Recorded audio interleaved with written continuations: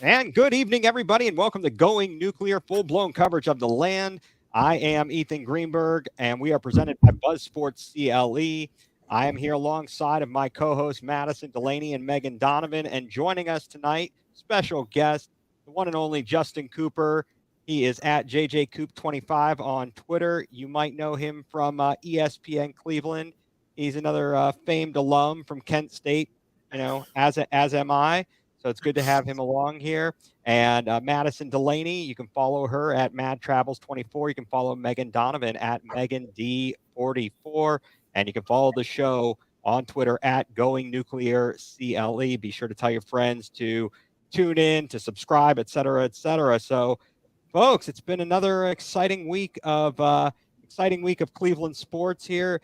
Justin, just before we kind of get delving into the Browns, the Guardians, Cavs, and some Kent State action, talk to me about what you do on an everyday basis besides working on the basement with a wife. Yeah. So I'm a producer, like you said. I'm at ESPN Cleveland. Been transferred over to my role for a few months now, but originally interned back there in 2020. Stuck with GKB and ESPN Cleveland since then. Got transitioned into a producer role where I produce shows like RBS, The Next Level, ESPN Cleveland Tonight, Drennan Live, all those shows. Whenever they need a hand, they call on me. So I've been doing that, like I said, for a few months now. Got board certified a few months ago. But before that, I was doing my own podcast, my own articles and website. So I've been in this game for a little bit now since I graduated from, like you said, the great Kent State University, and super happy to have you guys on, or you guys to have me. So yeah. Yeah, it's a little bit different role here where we've got you on as opposed to you having us on. Yeah, right. I'm usually the one getting the guests and trying to make sure the show goes well. So it's a nice change of pace here.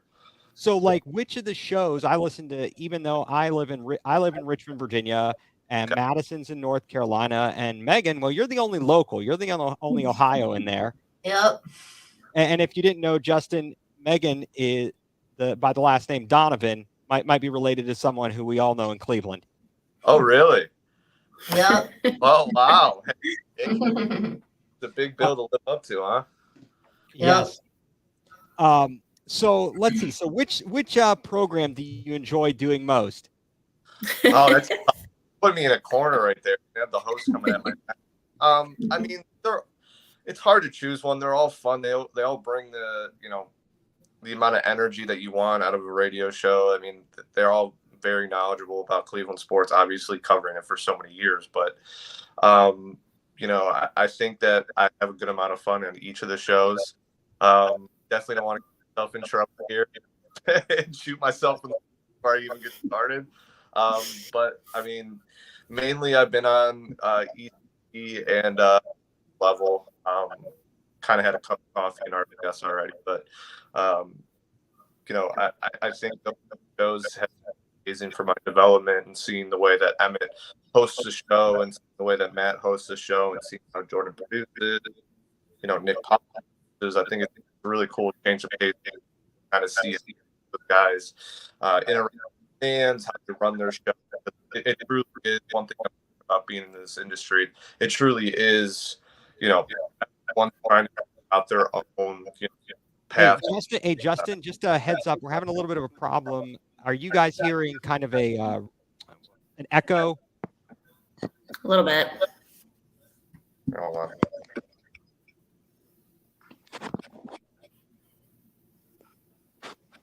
Yeah, I don't know anything on my end how to fix that. Well, we'll deal with it. It's all good here. We're very professional on this end. We're being professional. As you can see, I've got some goldfish in the background. If you're hungry, Yeah. No product placement here. This is no Bookman and Son Fine Jewelers, or anything like that, or Dr. Mickley. Yeah. We're not going to Beechwood Dental today, guys. I'm sorry, I can't go there. But yeah, it's definitely fun, and interesting to listen to the Cleveland sports radio and hearing all the different guys. I love, Emmett and Gerard and Jordan in the afternoon. So I heard you, like I, heard you last week in there. You were doing the refresh there. Yeah. There it is.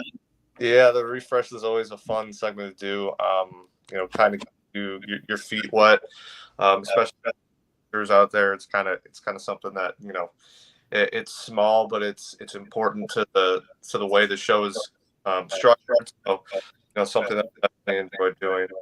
Yeah, like I said, on EC in the next level. I think I know what's going on. Do you have your Twitter or YouTube open in the background? Let me see. I mean, I went through the link through Twitter. Okay, yeah. Mute the. I think what's happening is it's playing on your feed. Okay. And if you close your Twitter, that did not work. Uh-oh. Well, I screwed that up. Okay, is that mine? Yeah, now you're still echoing. Okay, are we any better now? Yes, we are. Oh, good Lord, I'm the idiot. Well, isn't that special? Love it. Live TV. Hey, Coop, I figured it out. I'm a moron. It's all right. I'm the moron. I couldn't see it on my screen, but apparently in the background here somewhere on one of my screens, I don't know where, because I didn't have it open. It was blank. So that was all on me. That's okay. See, I'm not a very good producer. No. I mean, that's one thing I've learned about producing so far. You're going to make a mistake. You're going to learn from it. So, I think trust me, I know the game all too well. Yeah, fantastic. Hey, you got to be doing better in the training that you got when you were at Kent State than I did, because when I was there, I was one second, let me do something else here.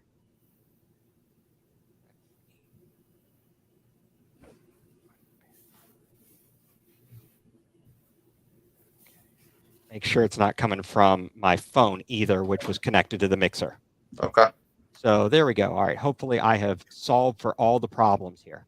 And we'll be in good shape. But yeah, when I was at Kent State, we were still working in the studio where we had to queue up the records.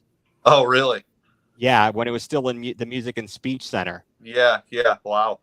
And we were listening to the Fat Boys. We were tuning up the Fat Boys. That's awesome. And I was literally taking the reel to reel and splicing it and having to put it back together to move the numbers. That is, I could not even imagine that. Yeah, you got the new experience in in Franklin Hall? Yep, Franklin. Good old Franklin Hall. Yeah. Yeah, good times. Back. Good times. Yeah. All right, so breaking it down now, we know a little bit about what's going on with you. So, where shall we go first? Let's go to the world of the Cavs. Let's talk about last night here, folks. Madison, you and I were having a little bit of a chat here, back and forth on Twitter about the game and such. Just where do the Cavs go from here? It was a tough game. And once again, we gave up a mass quantity of 3-pointers.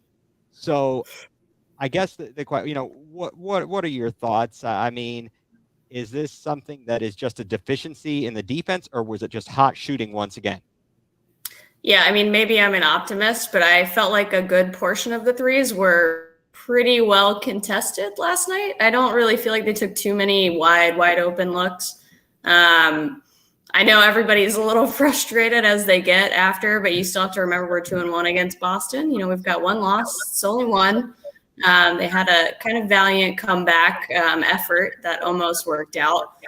Did not quite work out, but they didn't shoot the ball particularly well. And I know there's a lot of talk, especially today on Twitter, about outside of like Garland and Mitchell, we're not shooting like anywhere above.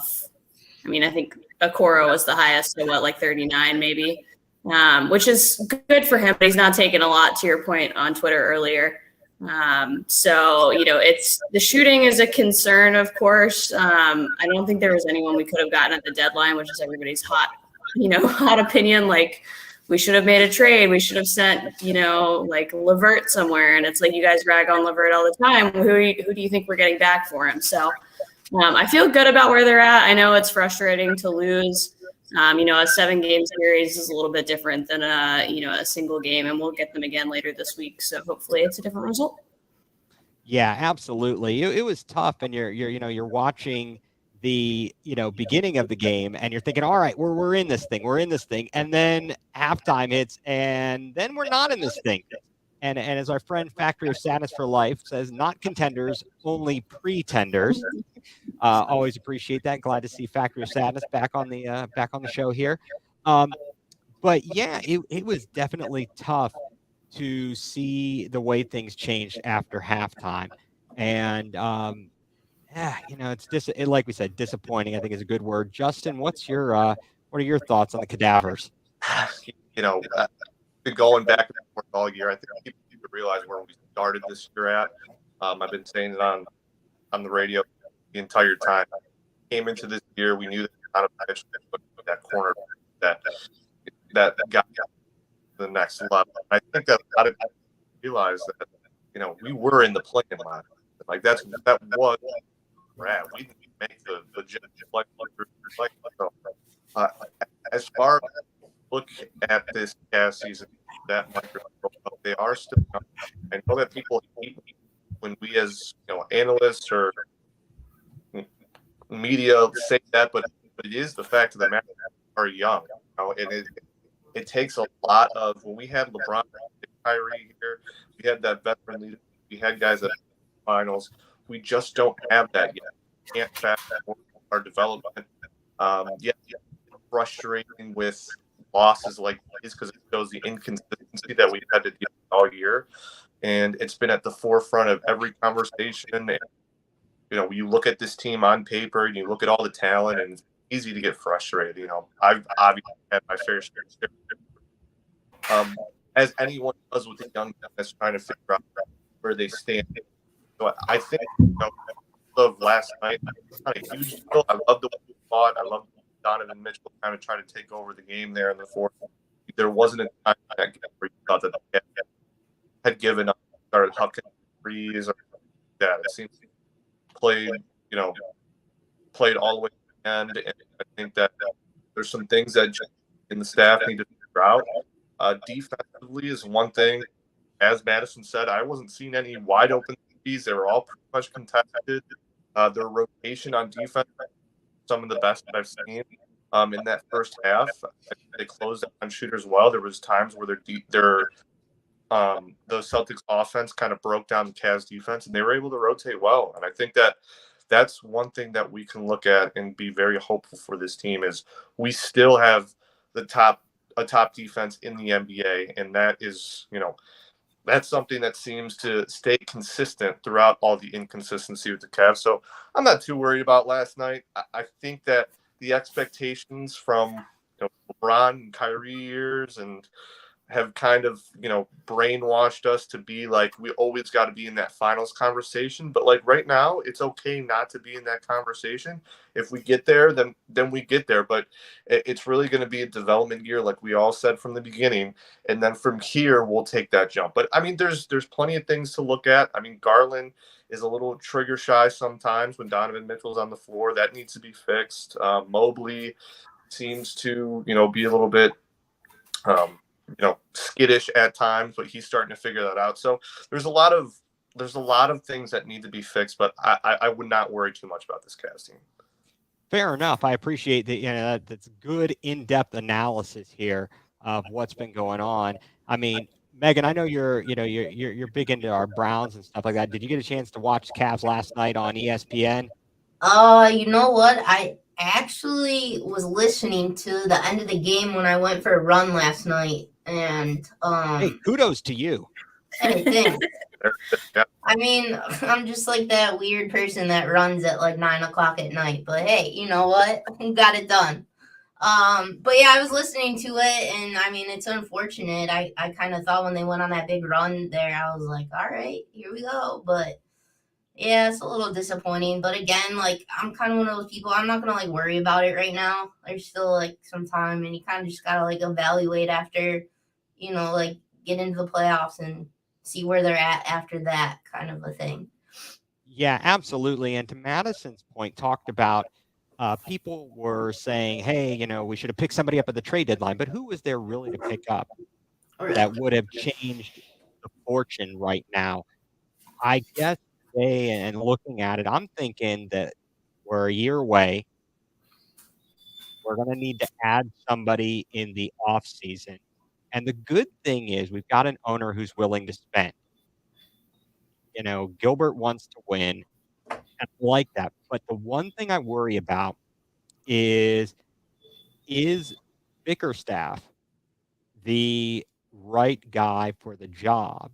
Is he like Mike Brown reincarnated? I don't know if we can go there. I mean, here's the way I look at it, JB. I mean, we've seen these Cavs teams even before Donovan got here. This Cavs team plays defense at an incredibly high level, which is what JB Bickerstaff. That's the JB Bickerstaff effect.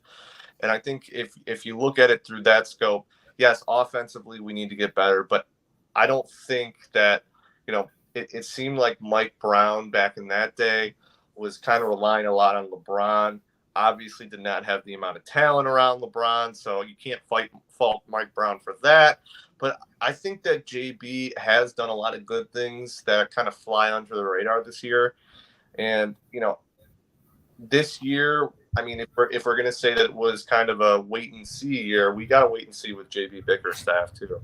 I think that he, if you're looking for outside help, you kind of look at the coaches on the market potentially and say, okay, are those guys really going to get us in the position? Now, if there's a slam dunk candidate, if Pop becomes available and says he wants to come to Cleveland, by all means, go ahead and take him. But the way I'm looking at it is you got to give JB some time because, God, I'm going to use it again.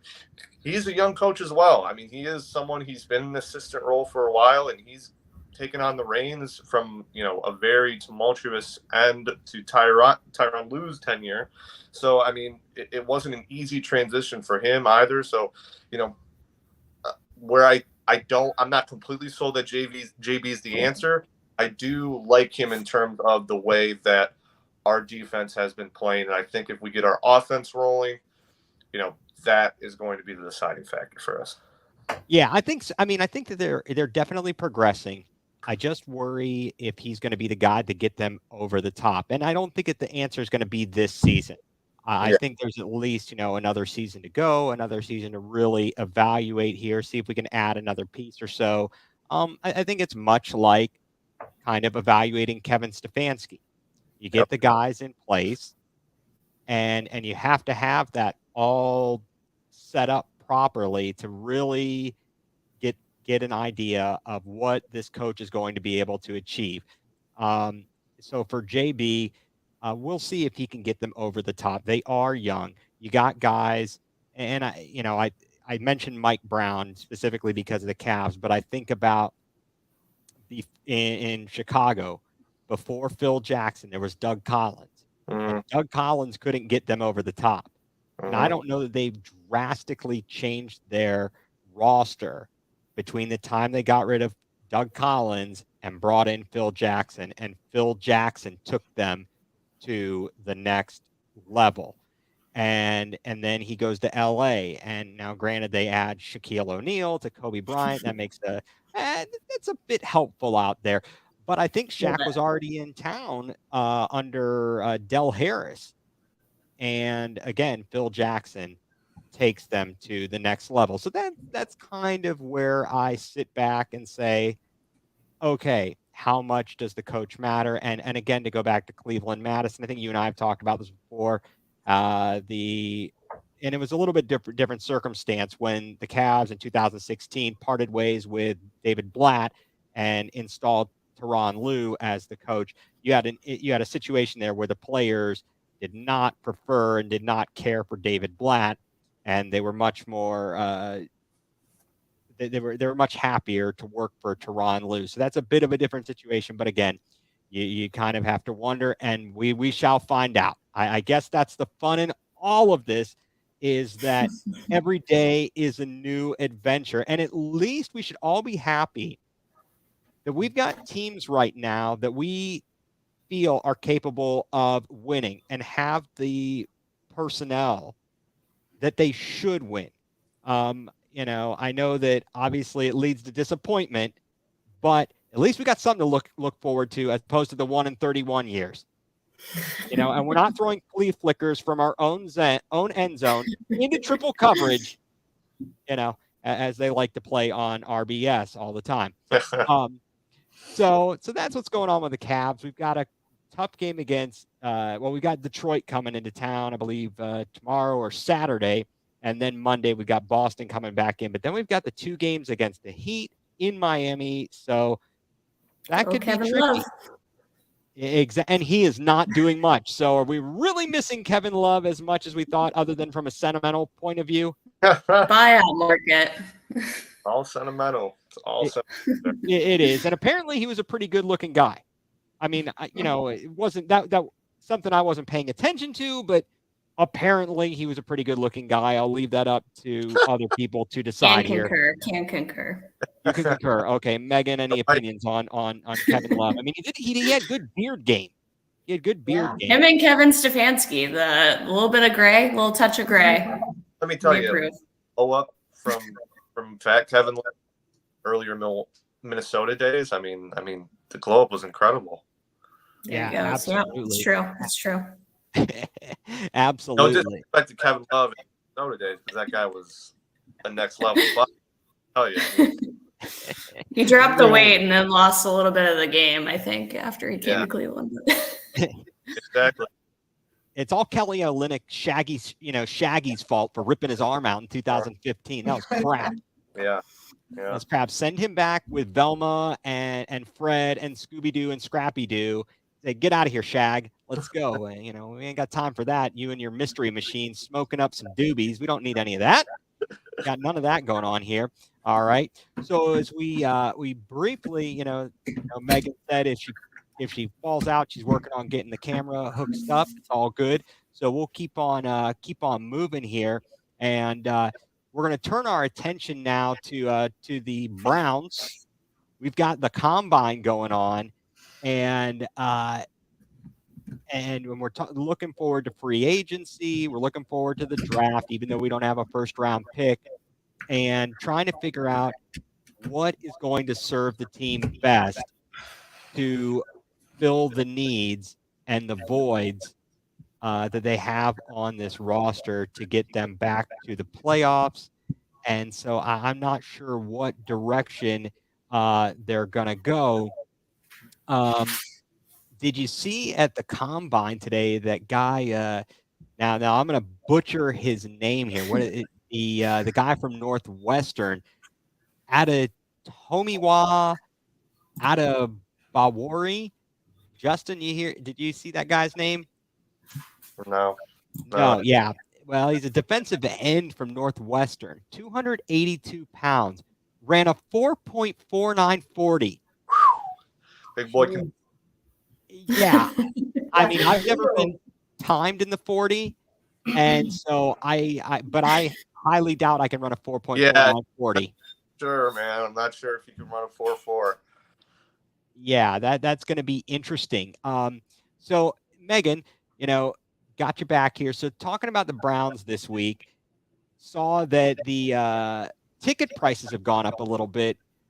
What's the story there on the ticket prices, and what are your initial thoughts on that?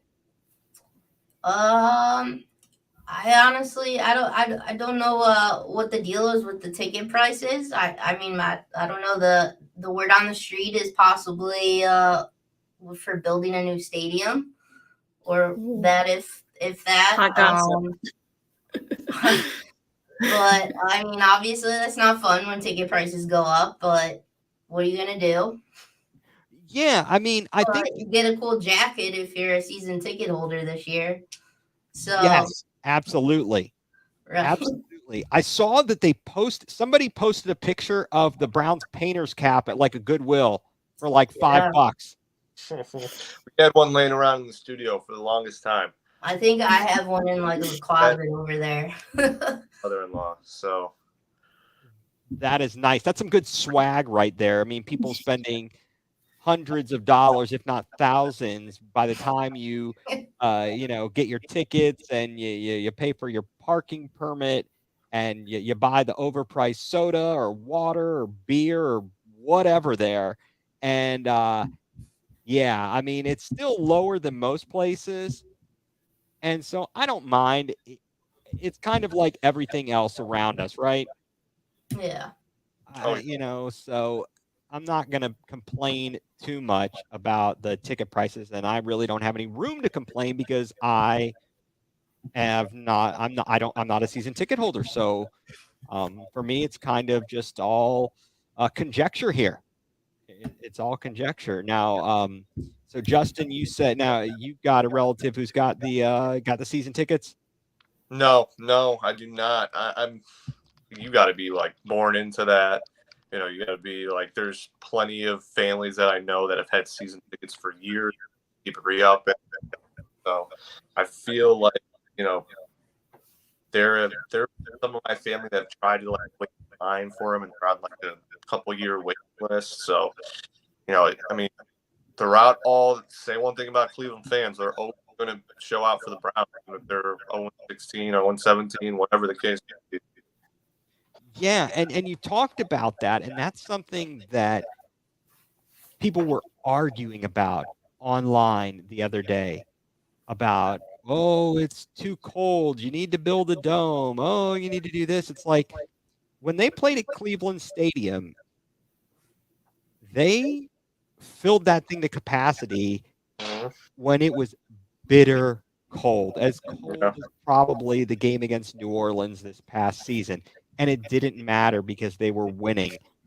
And I mean, winning kind of solved for everything. However, that being said, I mean, I think that it might not be such a bad idea to at least go with a retractable roof, assuming at some point they are going to get a new stadium. I have a feeling they will.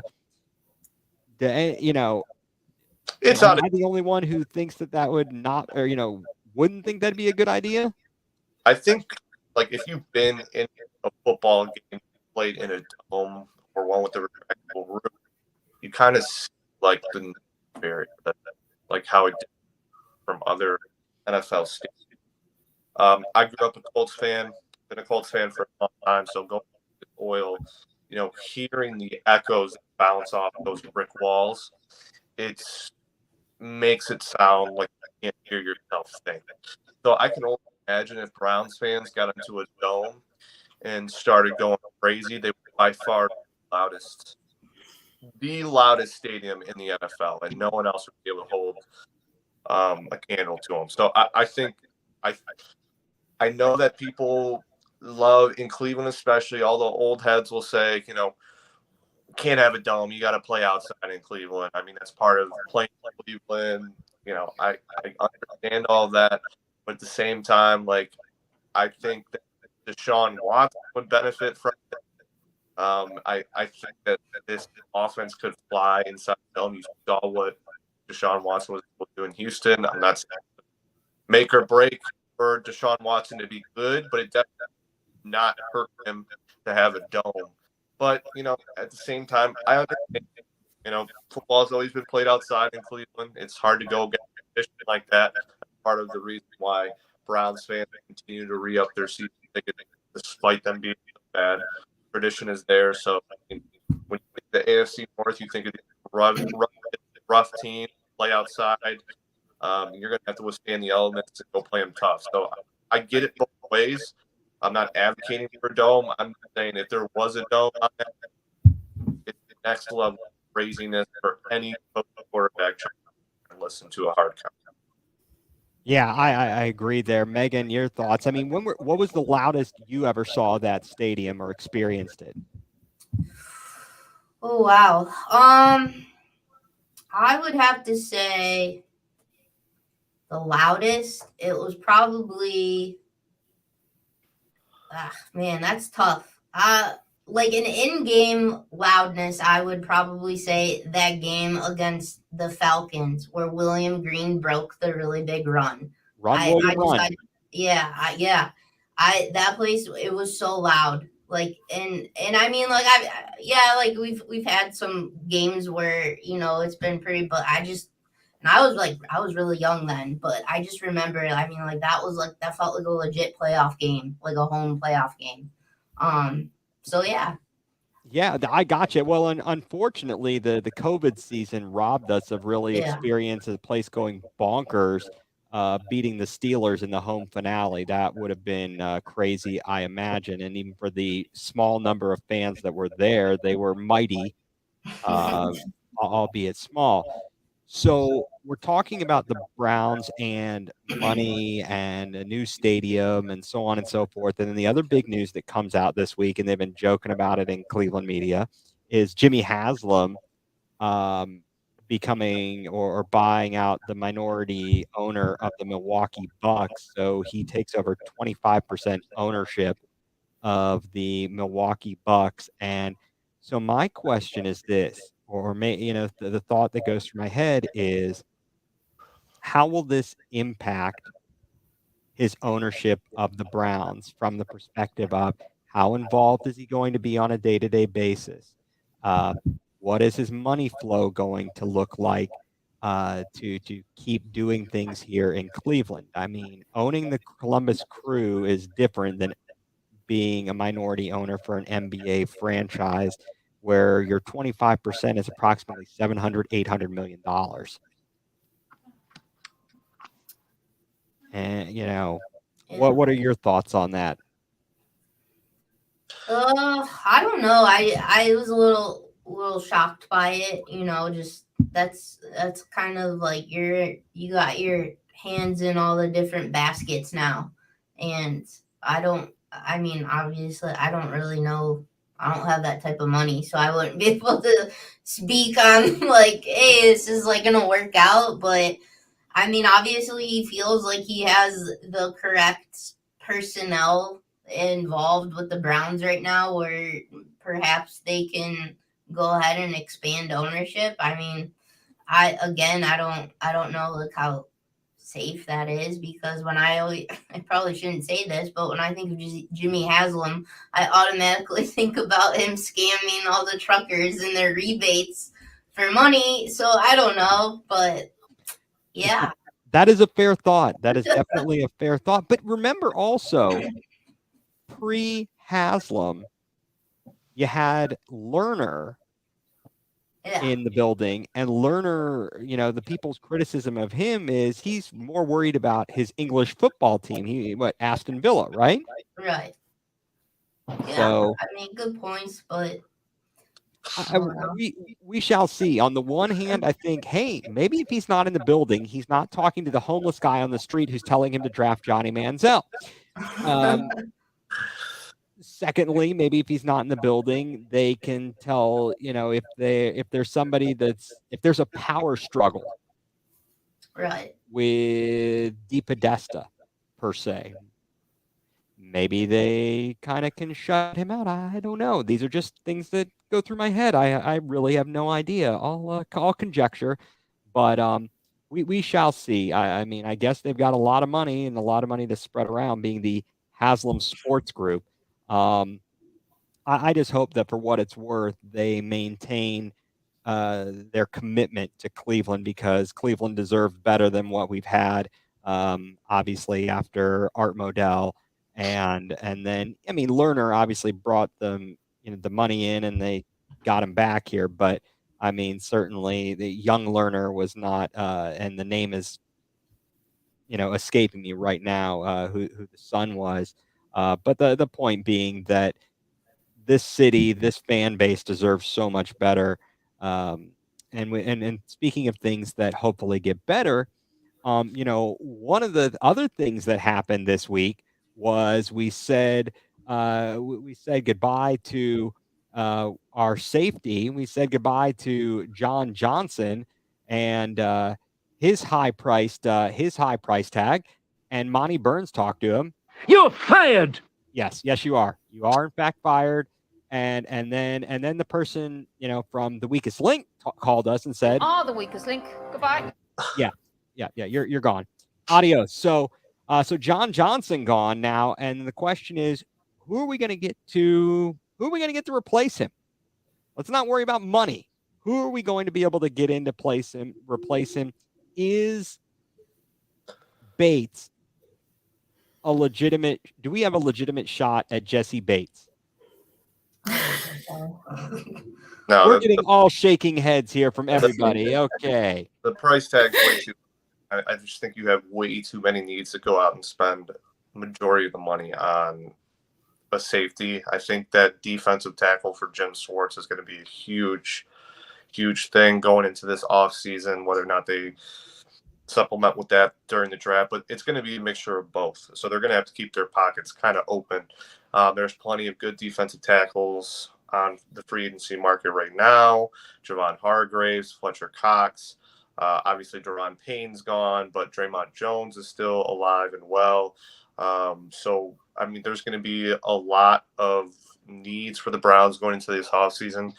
Obviously, it hurts not having that number one first round draft pick. Sorry, the Browns. I'm still thinking that they're drafting number one. Yep. So, we're definitely going to have a lot of needs to supplement for, and I just don't think that safety's at the top of the list. I think they really believe in Grant Delpit. Around the league, I think he really took a step forward this year, and they're going to try to. I feel as if they're going to try to supplement that through more of a draft type of scope, and try to get a guy that way. But I don't see them going out and making a big move and paying a safety a whole bunch of money. Right. That's a good point, a fair point, and we aren't going to know really how much money they have to spend until we see what magic Andrew Berry can do with the cap space and reworking the contract of Deshaun Watson and potentially any others. I don't know who. Another name I saw out there, please feel free to chime in if you've heard any names in the safety discussion, is Juan Thornhill. I've heard Juan Thornhill. I've heard Von Bell. But I have a hard time believing that Von Bell isn't going to end up back in Cincinnati. I don't think they're going to be able to lose Bates and Von Bell. There's a couple of different veteran guys out there. Gardner Johnson had a good year in Philly. He's going to be on the market. There's a couple of good guys out there, but I just think that they're going to want to take a chance on a safety that they can develop. I don't know. That's just me, but I just think that with the hiring of Jim Schwartz, he's been known to have a loaded defensive tackle room. He really prides himself on building up that defensive line.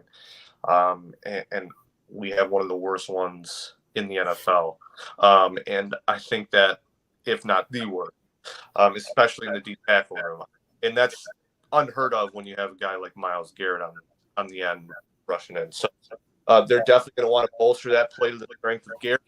And I think that's what they're going to have their focus on. The next thing that I could see them doing is maybe you acquire a guy for trade. I don't think it's going to be something that they can spend a whole lot of money on in free agency with all the needs that they have. So I mean, maybe if they get a guy on a cheap deal, but all the guys that would be there are kind of like, you look at Von Bell. They can't lose safeties in the same offseason. They have Super Bowl aspirations as well, so they're probably going to end up, giving him more than what he's deserved. So the price market will go up for him. So I mean, you look around agency for safeties, and you just don't want to end up overpaying for someone and then leaving yourself stranded again on the defensive line and setting yourself up for failure once again. So, right, I gotcha. So. We started talking a little bit about at the draft combine this Adi Adetomiwa, the guy from Northwestern who ran a 4.49 40, and then another dude who apparently impressed. And I don't, the question is whether any of these guys are going to be available at the 42nd pick. is Kalijah Cansey, a D tackle from Pitt, 6'1", 281, ran a 4.67 40. I don't know, 6'1" to me doesn't seem very tall for a D lineman. Am I wrong? I mean, it's a fair height. I mean, it's not a Calais height, but it's.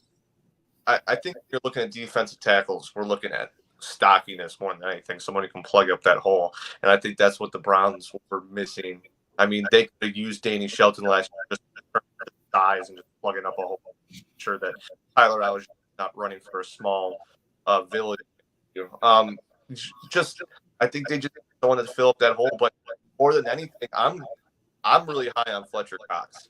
It's just me, but I think that you can get him later in his career. But he's someone who's been very good defenses. He's someone who's won a Super Bowl, been a part of great defenses. Someone who could be a captain for defense. As far as I'm looking around for you, I don't want to build the Browns defense up with guys because what we've been talking about over and over, youth and the lack of maturity and the mistakes they make on defense, big plays. They need someone in that room that calm tempers. I mean, I know it's been thrown out Bobby Wagner. That's another guy that I would be willing to spend some money on. Not, but his market's probably going to be high for the Browns. Guys like that, guys that have been a part of great defenses, know how great defense is able to operate, and then you can, because the Browns have a lot of young talent on defense. They have a lot of very good young talent in terms of Denzel Ward could be a top 5 corner, and Greg Newsome has not played terrible this year. He wasn't great, but Emerson, another one who emerged as a great corner. We talk about Owusu Koromoa and obviously Myles Garrett. There's a ton, and Delpit, and we got a ton of young talent. There just needs to be catalysts. We saw it earlier. Anthony Walker as well. How he kind of made that defense, kind of go away. He was that veteran linebacker. And what they can do with a guy that has like a Wagner or a Fletcher, someone that could really make that defense run. Absolutely. So we've got our needs here and such. Megan, what did you think about Kevin Stefanski at the podium this week at the Combine and some of the points that he made and was asked? I know Grossi was asking him about the play calling. And that's a big one, as we all know. We've got Tony question right there. Yeah, the Cheesecake Factory, the Denny's menu, whatever you want to call it. And he just said, well, we got to do what's right for the team, blah, blah, blah. And unfortunately, in those gaggles, you can't fire off multiple questions at a time and really get that one-on-one experience. But, I mean, like, what did you, Megan, Madison, what did you take away from the Stefanski presser? I mean, I kind of took away the exact same thing that I take away from every one of his post-game press conferences. It's just the same, it's the same spiel. It's the same talk. And I don't know, you can't even read into it anymore. Like, he's just so well, groomed on, what to say, I feel like, instead of just, he just comes out and he says the same thing, and it's what you want to hear, or he leaves it in this, open-ended type, we'll let you guys figure it out. And I honestly, I really, I'm almost just, I don't really care who calls plays, just, let's just be good. Let's be consistent. Yeah, that's a fair point. Madison, did you have any specific takeaways from Stefanski or even Andrew Berry out at the Combine? Yeah, I mean, I am a Kevin Stefanski supporter, I guess, so I may be in the minority in this group. But I mean, I think he's a smart guy. I mean, statistically, I think he whatever, I don't know who puts it out, but whoever puts out most wins by coach, or increase by coach, I guess. And he's pretty high on the list. He's not, he's top 5, top 7. So he's up there. I don't know how to calculate it, so don't ask me, but I mean, I feel okay with Kevin. You're not going to give too much away in a press conference anyways. So I don't really care about any vague answers or anything like that. But I mean, I don't mind him not giving up play calling. I know people like to harp on the 4th and 1 calls, 4th and 2 calls, but like at the same time, we had a kicker we couldn't exactly trust. So like all the times people are like, kick it. You're like, but can we? Like it's not a guarantee. So, I think he's playing the odds, and I work at a data analytics company. So I guess I have to support the analytics side of it. So I'm okay with, all the stuff he said, and I'm good with him calling plays. Well, as K-pop points out, thank you for commenting and listening in, K-pop, as usual. I believe it was his quote. It's frustrating. Well, yes, it is. It is very frustrating. And I think for, the Cleveland media, and I think for all of us, and this again goes toward or back to our conversation about JB Bickerstaff. And we want a complete game. And the thing you worry about with Stefanski, and I think that's what everybody is really concerned with, is he missing something when he's calling the plays? It's not so much that he's calling the plays, it's that there's all these other things going on that maybe he could have more input on. However, with Jim Schwartz now in the fold, that may not be as necessary because unfortunately it didn't seem like Joe Woods had the defense in the right mindset, and Prefer didn't have the special teams in the right mindset at critical junctures in games throughout the season. So I don't know, guys. Do you think? Let's just say there are no major catastrophic injuries. Okay, let's say everyone stays healthy on this team, and the Browns either A, don't finish above 500, or B, don't make the playoffs. So let's say they finish 9-8, but don't make the playoffs, or they finish, 8-9, and then don't make the playoffs. I think is it playoffs or bust, or can they go something like 9-8, no playoffs, or 10-7, no playoffs, and still keep everything intact? I think this year you have to make the playoffs.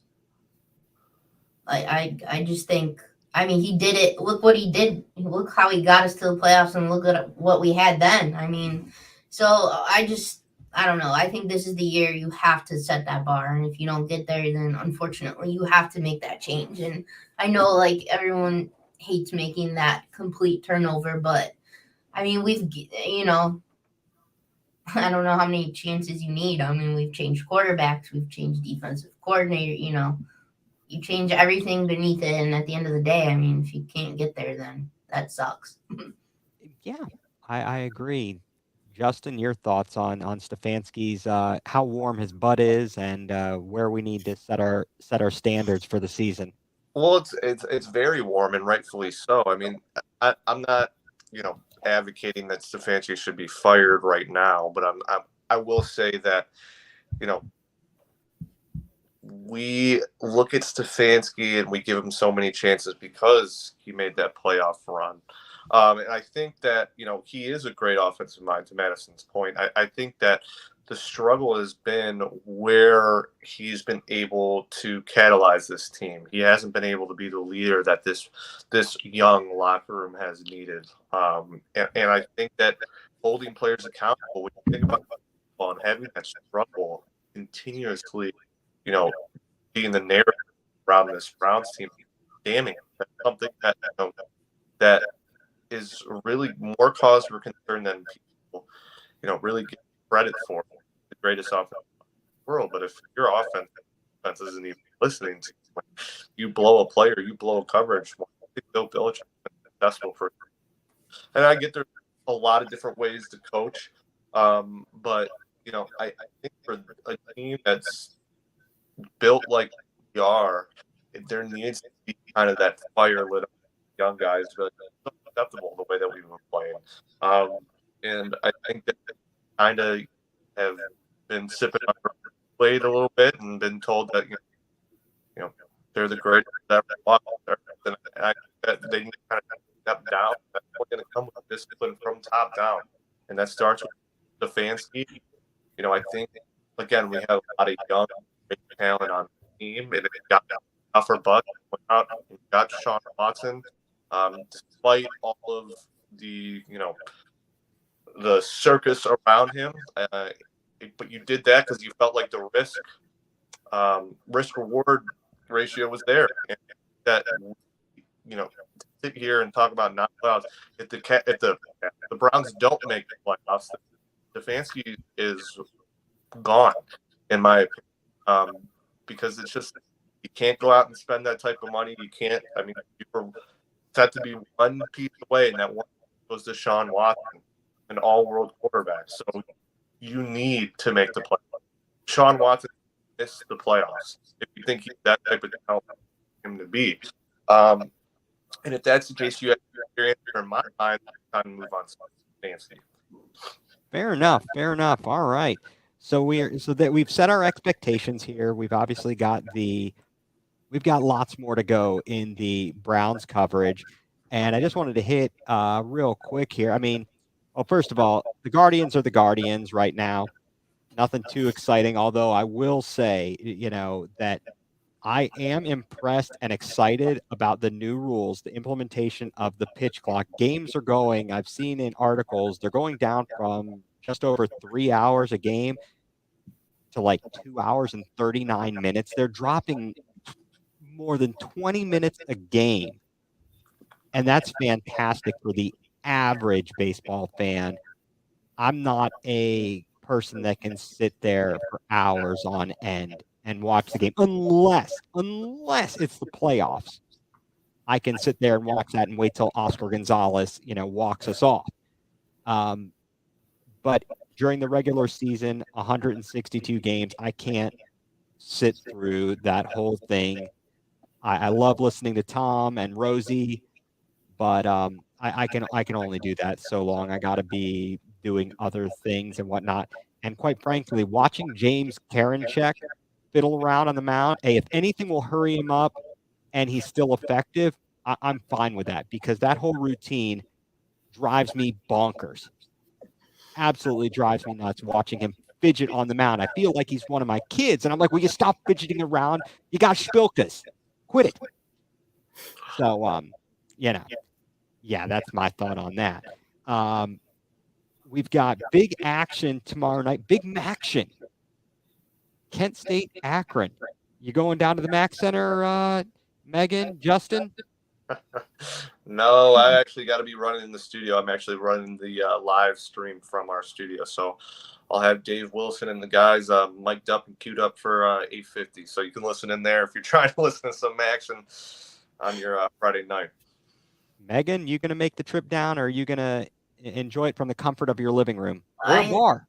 Yeah, I am not going tomorrow night. I went to it when it was at Akron, so I'm just gonna enjoy it, watch it from home, and yeah. Well, hopefully they get better announcers for the game. I mean, it should be a hell of a game. I mean, you got Kent's got a 20 or 21 game home winning streak right now. Now that's no match for the nation's 21. longest winning streak. Randolph-Macon, what are we at, 70? Yeah, crazy. 70. Madison is a graduate of Randolph-Macon College. She played for the women's basketball team, and I met her because I do the broadcasting for the women's basketball team. But the men's basketball team, went to Fort Wayne last year, took home the national championship, and this year 1 loss on the season, and still defending the Hive, Crenshaw Gymnasium, undefeated this season. And so they start their defense of the title tomorrow night. So they've got that big going on there. So 2021, nothing compared to like 70. That's a long win streak there. All right. So turn into something a little bit fun here. I was thinking about this earlier this week, watching, it really started me thinking about it was North Carolina basketball, and thinking about Pete Nance versus Larry Nance Jr. Mm-hmm. And I was like, must be interesting, the sibling rivalry there. And I started thinking about LeBron James's kids. I started thinking about Bronny and Bryce. So I just wanted to do a quick game of sibling rivalry. Who you got? Okay, we'll go around the room here. The first one I have, and not all of these are Cleveland centric, and they're not all actually players. Some are coaches. All right, let's go. J.J. Watt versus T.J. Watt. Madison. We'll go Madison, Megan, then Justin. Madison, who you got? Yeah, I'll go JJ, if only because I don't like TJ. No, but I mean, JJ's got the whole career to back up. I appreciate him because he married into the NWSL. We love that, women's sports. But yeah, no, I gotta go JJ. Megan, who you got? JJ or TJ? I'm hoping you got JJ, but Yeah, I'm gonna go JJ. All right, Justin, JJ or TJ? I think this is tougher than I thought it was going to be because I keep going back and forth. AJ. But at the same time, I look at the defense of the Steelers. That defense doesn't really go without TJ Watt, and when that defense is on, they're really, really good. So I think that TJ might pass him up by the end of his career, but I think it's JJ just because you look at like the way that he disrupted the entire league and the way that he did it at his size. He literally was kind of like the Aaron Donald when I was younger. That's what JJ Watt was. He was an absolute game wrecker. I'd seen him against the Colts all the time. So I definitely did not like seeing JJ Watt. So I'm going to go with JJ too. All right, fair enough. I'm going to go at this point. Let's go JJ, but obviously the end of his career was marred by injury, and we'll see what TJ does. And obviously it's hard to, pull for TJ being in Pittsburgh. Put him in a different uniform and we might think differently. All right, now we're going to go back in Browns history here. Clay Matthews versus his brother Bruce Matthews.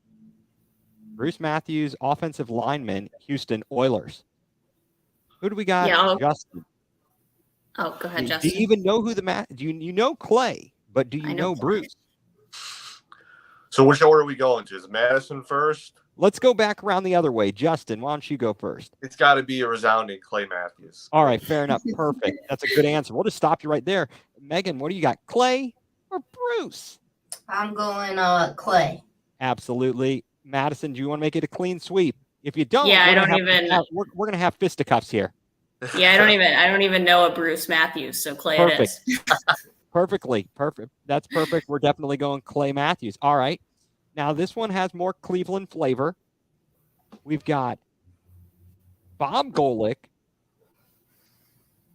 versus Mike Golick. You got Bob Golick, the Clevelander. I mean, they're both Clevelanders, but you got Bob Golick, who played for the Browns. And then you got Mike Golick, who's just an all-around good guy. Notre Dame, Philadelphia Eagle, on the radio. We'll go to you first, Madison. Who do you got, Bob or Mike?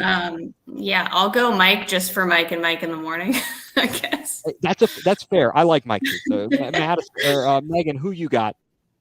I'll go Bob. Yeah, you got that. I can deal with that too. Bob's a Cleveland guy. Justin, what you got, Bob or Mike? Give me Mike Golick.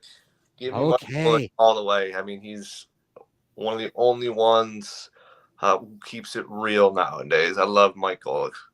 All right, that's fair. Now I like them both. I loved Mike and listening to them in the morning. He was good, but Bob Golick also was very good on Saved by the Bell the college years. He was a good, RA in the dorm for Zach Screech and Slater.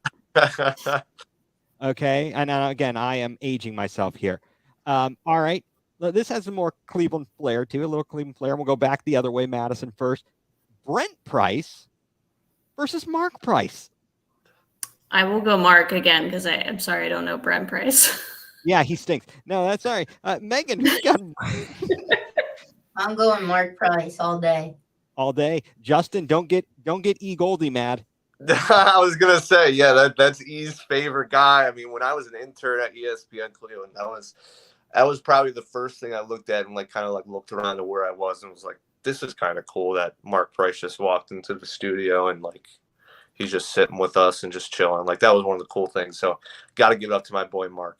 Yeah, as you'll see, as I've told Emmett, and I think I've told others, my screen name, the 4-3, is for a famous Cavalier, Doherty, I was gonna say Doherty. Yeah. and 25 for Price. And I've got my kids walking around. My kid played, third, fourth grade basketball, and we had to pick a number for his jersey. So I picked 25 for him. So, that's, I tried to send, I had a friend who had a book. I don't know how he had this. He had a book of like addresses of athletes. And we sent a card, and allegedly we sent it to Mark Price. He reportedly autographed it and sent it back. And then I was sick and wasn't at school. And then it got stolen from someone's locker. So I do not have a Mark Price autographed basketball card as much as I would like to have that. But I'm definitely going Mark Price over Brent Price. All right, just a few more here. All right, Steph Curry versus Seth Curry. Justin. Oh my gosh, ick both ways. All right, well, you can. Stuff. Yeah, you're taking neither, and that's a fair answer. Megan. Neither. Yeah, I'll let you pick neither. I'm going to let you out. I can. I won't wuss out here. I'll pick Seth because I hate Steph.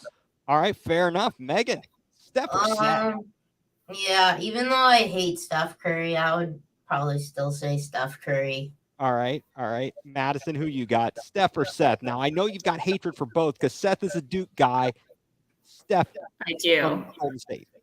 Yeah, actually, I coached basketball where their uncle coached football. So I have met Steph Curry kind of accidentally. We auctioned off his stuff, and no one really knew who he was at the time, which is kind of funny now. But I will go Steph because he's a Davidson guy, I guess, and I'm a North Carolina person. So, even though I didn't love him, he didn't really show up against us in the finals for the most part. So I'll go ahead and go with him. And he did get, thrown out of a game for throwing his mouthpiece. So that was awesome. We appreciate that. Multiple times. Yeah. He's a real good sport, as we discussed, in an earlier show. All right. Rex Ryan versus Rob Ryan. Madison, I give the floor to you. I'll go Rex, I think. I don't know. Yeah, I'll go Rex. All right, Megan, if you had to have one of these guys on your staff, the Browns did have Rob Ryan, but let's say you had to choose. Do you think you'd rather have Rex or Rob? I love Rex Ryan. I think the guy's hilarious. So, Justin, what do you think of Rex? From a pure X's standpoint, I gotta give the nod to Rex. But if I want to make my sideline look good, I gotta have Rob out there with the Goldilocks. Nice. Well, I can't stand Rex Ryan. I really don't care for him on ESPN NFL Countdown, and those chompers are horrible. Mm-hmm. He's right up there with Baba Booey with the cat.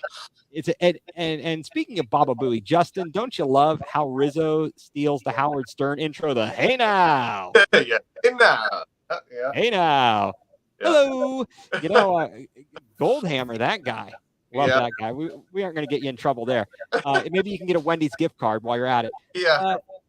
Okay, now we have a hate relationship with the next two on my list. The Harbaughs, John versus Jim. Who you got, Justin? John or Jim? I've always been a big Jim guy. I think he needs another opportunity in the NFL, so you can get him away from Michigan. So I'm going to go Jim here. I got to go Jim. I love Jim. All right, Megan, John or Jim? I'm going to go with Jim. Jim, all right. Madison, John or Jim?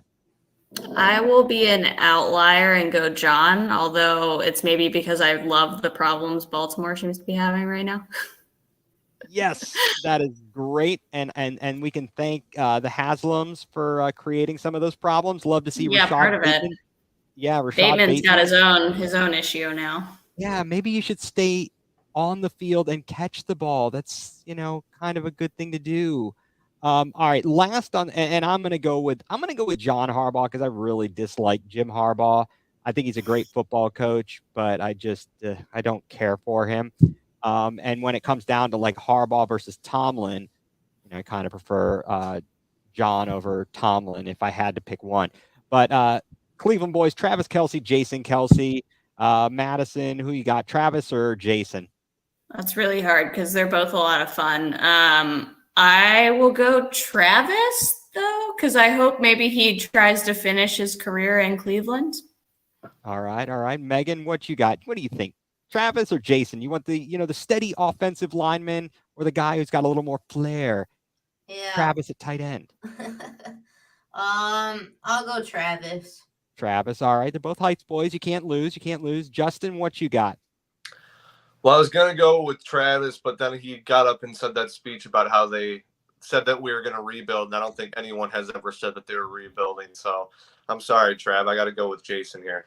Fair enough. And I have to go with Travis just because he busted out The Rock about the Cincinnati mayor. Amazing. That Absolutely. was right. That might switch back to Travis, honestly. It was. And, here's something hilarious. I posted this on Twitter because somebody had posted a picture of Dan Campbell standing there and talking about the players at the combine and how it's not about watching the drills that the guys do. It's about getting to know them. It's meeting them. He looked just like Stone Cold. He looked like Stone Cold. Oh. And I don't know. Now, here's a good question for you guys that you may or may not be able to answer. Do we want NWO or D-Generation X? Which was better? Or am I too old? It's a no for me. Yeah, I have no idea what.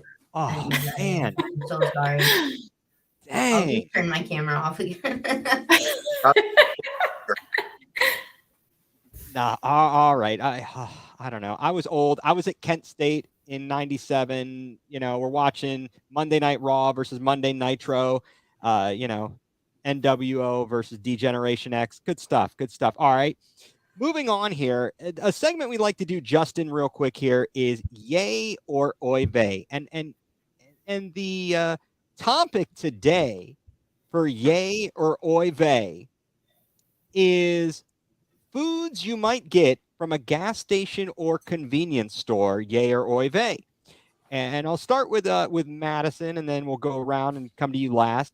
The first one on the list, yay or oy vey, hot dogs on the roller from the gas station or convenience store. Madison, are you yay or oy vey? I'm a yay if it's Sheetz or Wawa. Those are the two I trust. I'm an oy vey if it's anybody else. Okay, Megan, do you have a yay or oy vey on the roller hot dogs? Oh yeah, I'm hell yeah. Let's go. I'm all in. Not even yay. Hell yeah. Yeah. All right, Justin. Are you a yay or oy vey on the hot dogs? I'm with Madison on this. Yay. Okay. Sheets, oy vey if I'm getting from any other, running. So what you're saying is you don't want to go to the Union 76 station or Cooter's Garage. Yeah, I'm not getting the roller cards. Not that I'm too good for it. If I'm hungry enough, maybe. But the thing is, like, what happens afterwards is really the problem. Yeah, there's no telling what's going to happen with my stomach. I just eat what I want and just reap the consequences afterwards. Yeah, I hear you. Oh, and we have a comment here from K-pop. She chimes in NWO. All right, I'm glad to see wrestling. I mean, this is no Good Karma wrestling show here, Justin. Yeah, the Good Karma wrestling show. You tune in, man. Tune in. I still haven't tuned in yet, but I got to get on that. Don't say that, Justin. Don't say that. They might hear about that. Okay, I'm gonna be a complete. I'm a hot dog snob. I'm a complete oy vey on the gas station convenience store. Mostly because they're probably not kosher, and I'm just a kosher dog dude. So yeah, I'm not gonna go with that. I don't know. Yeah, I'm going oy vey on that. All right, the next one I got. This is a good one, I think. Gas station sushi. Oh, Yeah. I'll start. Oy vey. Wait, oy vey. It is oy vey. Two vey. Oy vey on that, Justin. Megan, would you get sushi from a gas station? nah. Nah, I dog. don't even look at it. It just sounds like a terrible time. Madison? Like if maybe feel like you want to drop a few pounds quickly, I would say like, all right, go for it. But there, you can go ahead and get some sushi there. Yeah, Madison, are you a strong oy vey on that?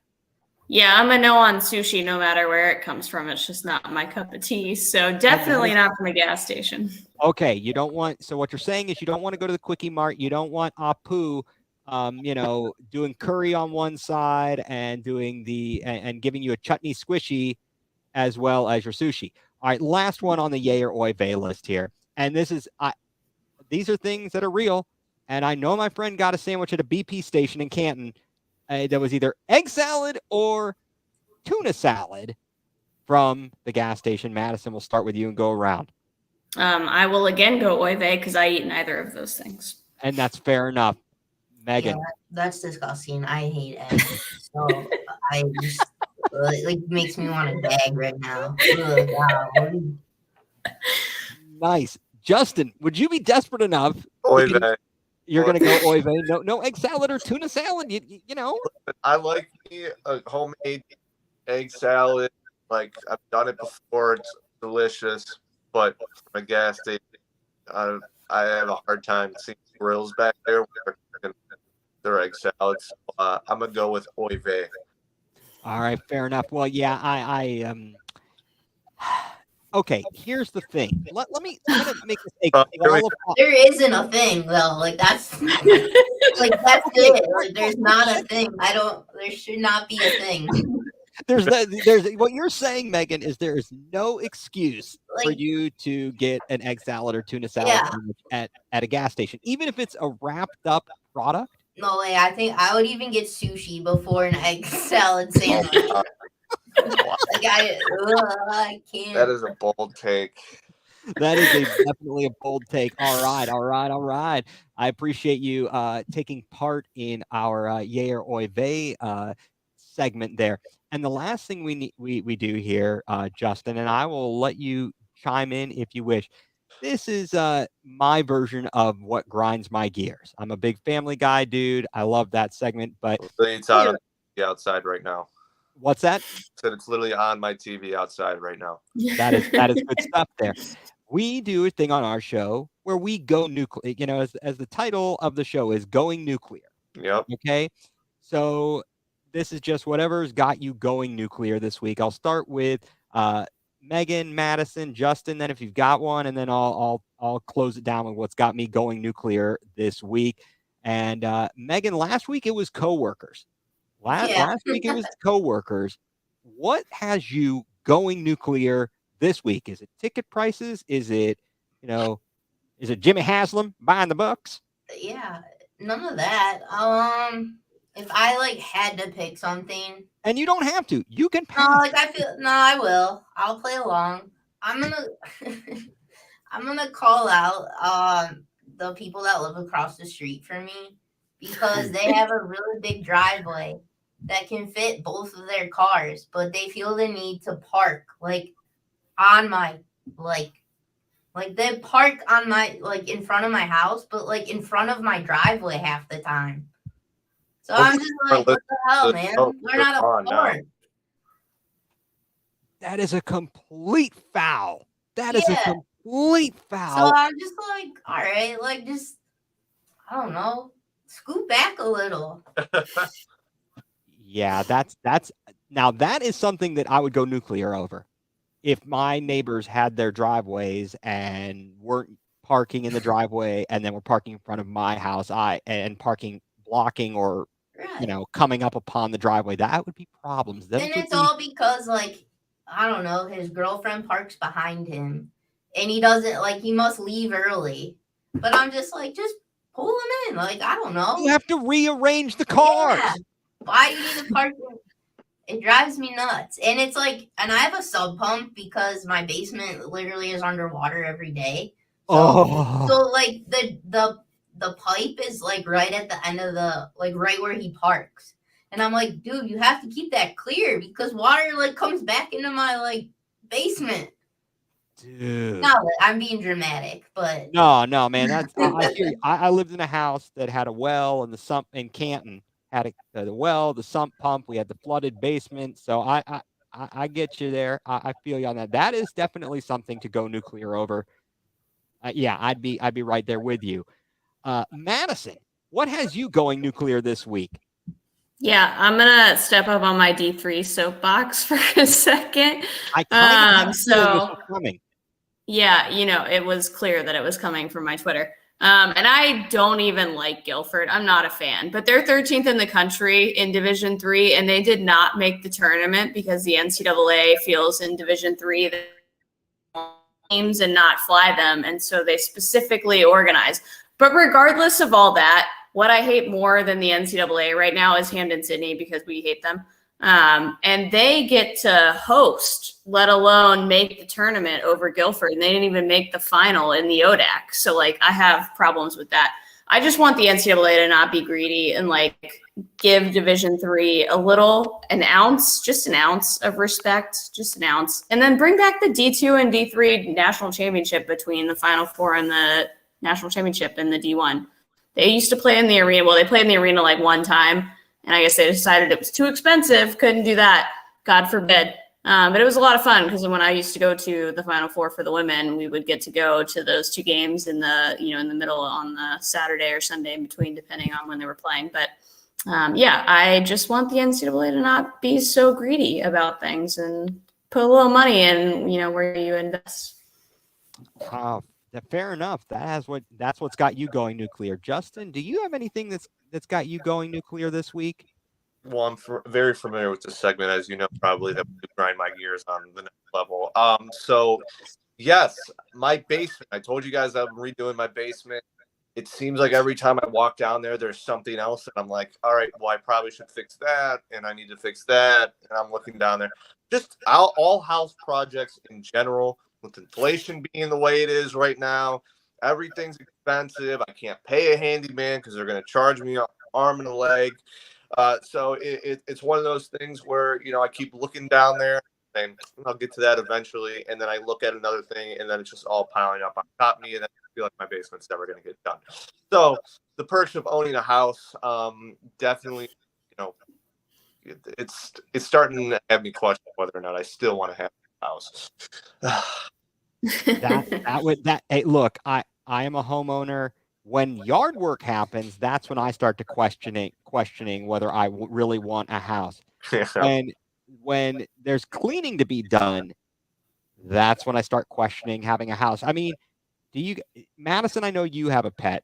You have your dog and you've got your parents' dog there as well. Do you have hardwood floors at all? They're technically laminate, so they're a little bit scratch resistant. Oh yeah, fur buffalo go by. Yeah, well, my parents' dog, it just flies off of him in chunks, so I just find it in chunks. It's really it's not great.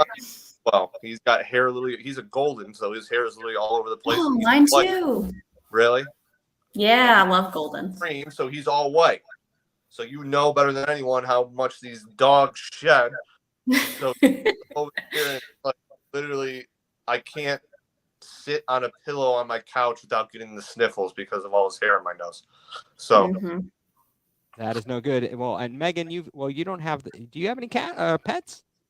So my dog is at my parents'. Oh, okay. It's on their big farm because when I worked in college athletics, I just traveled way too much, and yeah.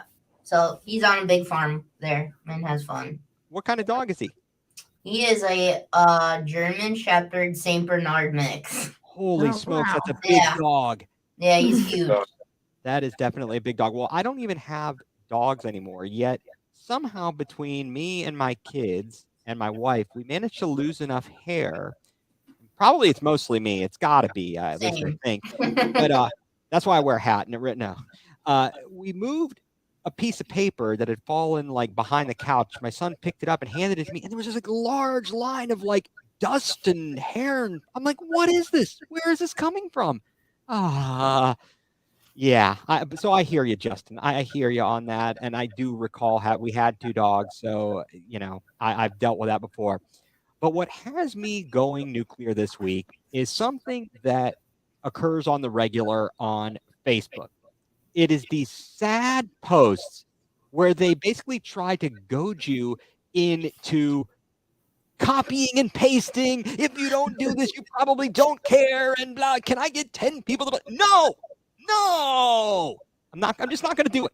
I'm not going to do it. Quit asking me to do these things. These are the dumbest things I've ever seen. Will you quit it? Okay. What you want to send me some chain mail? Why don't you send me some chain mail? Okay. I think that's the equivalent of this crap on Facebook. So yeah, that gets me going there, gets me a little fired up, a little charged up. And, I finally have had enough of it. I finally had enough of it. And that is what has me going nuclear this week. The Facebook post asking me to copy, paste, and say something. It's like, nah, I don't think so. We ain't got time for that. We just have no time for that. So, that's going to do it here for today's show. I want to thank Justin Cooper. Thank you very much for coming on the show. Loved having you in, loved having your insights, and you're welcome back anytime. As always, want to thank Megan and Madison, my co-hosts. Thank you very much for being here. As always a pleasure here. Once again, folks, this is Going Nuclear, full-blown coverage of the land. We are presented by Buzz Sports CLE. I'm on Twitter at egreen4325, Madison at madtravels24, Megan at megand44, and Justin is at jjcoop25. Am I getting that right, Justin? Got it perfect. All right, that is awesome. And the show is at Going Nuclear CLE. Please tell your friends to follow us, to subscribe. I think we have a lot of fun here, or at least I hope we do. I try to. Every once in a while, it's a good break from the monotony that I have every day. Thank our listeners. K-pop, thank you for chiming in here. It's Factory of Sadness for Life. Good to have you back here. We will watch our Pretender Cavs this week, as you would talk about, and see if they can't pick up some W's. And we'll also be watching things going on here at the Combine. So that's going to do it here for this week's Going Nuclear full-blown coverage of the land. Thanks to everyone for tuning in, and have a good night. Thank you very much, Justin, and enjoy the rest of your evening. Yeah, thanks, guys, for having me. It's been fun. Love what you guys are doing here. And, thanks for having me on. All right.